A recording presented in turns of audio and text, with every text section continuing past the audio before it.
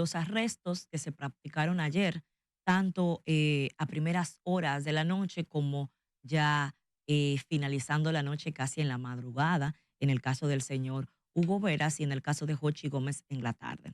Pero quisiera hacer un recuento inicial de cómo llegamos hasta aquí.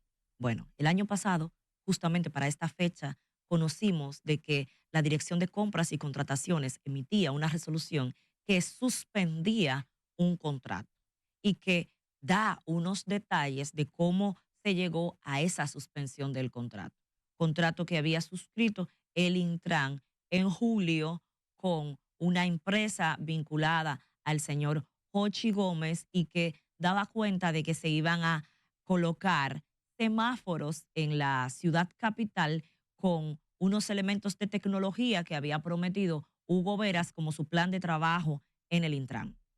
Cuando nos enteramos de eso, se dijo además que ya se le había pagado el 20% del contrato a la empresa. ¿Cuáles fueron los motivos de la suspensión? Presuntamente algunos elementos vinculados a la no, valga la redundancia, vinculación de la empresa del señor Jochi Gómez con la supuesta matriz internacional que iba a suplir los equipos. Pero todos hemos visto cómo esos equipos en gran parte de la capital fueron colocados. Solamente hay que salir a un semáforo y ver abajo una cajita que dice Trascore, ¿verdad? Y que se supone que eso es parte de ese contrato. Eso dio lugar a que el señor Hugo Veras solicitara su licencia en el Intran y que esa licencia ha pasado prácticamente a ser definitiva porque se había colocado primero una persona interina, que era el director del 911, que estuvo ahí también de manera dual y que posteriormente se ha puesto al señor Milton Morrison, quien desde que llegó ante el apagón que se dio en los semáforos, entonces vuelve y dice, se suspende el contrato, contrato que nosotros creíamos que estaba suspendido desde la salida del señor Hugo Veras. ¿Qué ha pasado entonces? No sé si eso es consustancial, si una cosa estuvo primero que la otra, cual si fuera el huevo y la gallina, pero me parece que tiene una relación el hecho de que nos enteráramos por una conferencia de Jochi Gómez con el señor ex jefe de Estado de los Estados Unidos, que este tenía un contrato de defensa con el Ministerio de Defensa. Y que además, posteriormente, ayer en la mañana, Hugo Veras da unas declaraciones en el programa El Sol de la Mañana, cuando Hugo Veras tenía un año desaparecido del escenario. Se dan esos dos elementos y en la tarde es citado a la Procuraduría Jochi Gómez con su abogado. Él tuvo la oportunidad de ir de pie, de caminar, y allí fue dejado arrestado. Mientras que a Hugo Veras vimos toda una parafernaria a la que ya nos tienen acostumbrados a un allanamiento de noche con muchos efectivos militares. Ahora, ¿ese allanamiento es ilegal? Si tiene autorización judicial, no. ¿Podía practicarse de noche? Si la autorización judicial así lo determina, sí. ¿Era necesario? Esa sería la discusión. ¿Era necesario un año después ir a allanar a Hugo Veras para encontrar qué en la casa? ¿Qué evidencia se supone que tenía un año después? Pero es necesario y legal que los abogados, sus abogados que se presentaron al lugar, que Hugo Veras quería conversar con sus abogados, legalmente debía permitírsele a Hugo Veras hablar con sus abogados. Sí, y eso no solamente lo dice el Código Procesal Penal, lo dice la Constitución de la República. Desde que una persona es arrestada, tiene todo el derecho de entrar en contacto con sus abogados. Y eso no se permitió. Pero no se permitió no solamente en la casa, sino que vi un tuit de su abogada, la señora Laura Costa, cuando dice que trasladado a la cárcel del Palacio de Justicia se le dijo no, usted va a hablar con él mañana a partir de las 9 de la mañana. Y eso es ilegal y es peligroso. Peligroso, porque si se supone que se está haciendo una investigación objetiva, si se supone que el ánimo es llegar a la verdad, no hay que violar el debido proceso. Y tal como lo hemos venido diciendo con todos los demás casos que pululan en los tribunales, violar la ley nunca puede dar un resultado bueno. Violar el debido proceso nunca puede traer un proceso bien llevado. Si estaban los abogados, compañeros, ¿cuál es la razón? Si esto es un año después y Hugo Veras no se ha ido, que lo que fue ir a un programa de televisión en la mañana, ¿por qué este aparataje para arrestarlo? Cuando pudo haber sido llamado, ¿cómo fue llamado Jochi Gómez? El detonante del proceso Déjeme ese decirle, José María, antes que no solamente fue Hugo Veras que se allanó, y sí. creo que también la madrugada de hoy o la mañana de hoy nos informan por aquí que fue allanado el apartamento de Pedro Vinicio Padovani Báez en Santo Domingo. Dice que se investiga su relación con la licitación de los semáforos inteligentes. Ese no era el director de tecnología, porque también es de tecnología. Hay otro también que fue allanado. Frank Díaz está preso. ¿Cómo se llama? Frank Díaz. ¿Qué cargo tenía ese Frank Díaz? Vi que era director de tecnología de la información, me parece. No, porque entonces Padovani. Detuvieron al director de tecnología también. El de tecnología es Padovani. Pedro Vinicio Padovani Báez. Es el de tecnología. Y Frank Díaz era un operativo, no sé de qué cosa. Pero bueno, miren. Pero antes de eso, Salvador, hay que resaltar que todo parece indicar que el detonante para que llamaran a Jochi Gómez y los allanamientos fue a partir de el asunto del apagón de los semáforos. Todo parece que comenzó a moverse a partir de que el Intran, bajo la gestión de el nuevo director Milton Morrison, decide asumir el control del sistema de semáforo y pide de manera directa al Ministerio Público que haga una investigación e incluso una investigación por supuesto sabotaje al sistema de semáforos. Recordemos todo lo que pasamos todos los días 29 y 30 de agosto, que se apagaron los semáforos. ¿Y qué dijo el Intran en ese momento? Bueno, que notaron el 27 de agosto que había problemas con el sistema, llamaron a la empresa Transcor Latam, que para nosotros no estaba operando, supuestamente estaba suspendido el contrato y el registro de proveedor del Estado también estaba eliminado por parte de Contrataciones Públicas.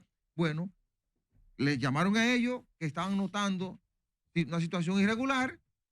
Para sorpresa de todos, reitero, esa empresa entendíamos que no estaba dando servicio al Intran. Y así lo dijo en la entrevista. Claro.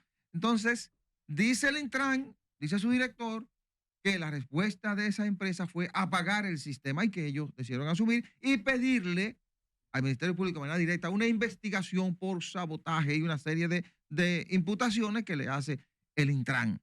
Por eso es que, y digo que la acción se comienza a mover a partir de ahí porque independientemente del escándalo que generó ese contrato, el Ministerio Público no había movido absolutamente nada, independientemente de que Contrataciones Públicas había pedido una investigación en ese entonces, el Ministerio Público no había movido nada. Ese era un tema que se estaba perdiendo en el tiempo, se estaba pagando en el tiempo, no estábamos viendo ningún interés. José María, no sabemos si se había movido, porque lo que pasa es que el Ministerio Público nos ha acostumbrado mal a que las cosas se mueven cuando meten preso, pero se supone que debieron de investigar este año. Lo que uno observaba era como que era un tema que estaba apagado.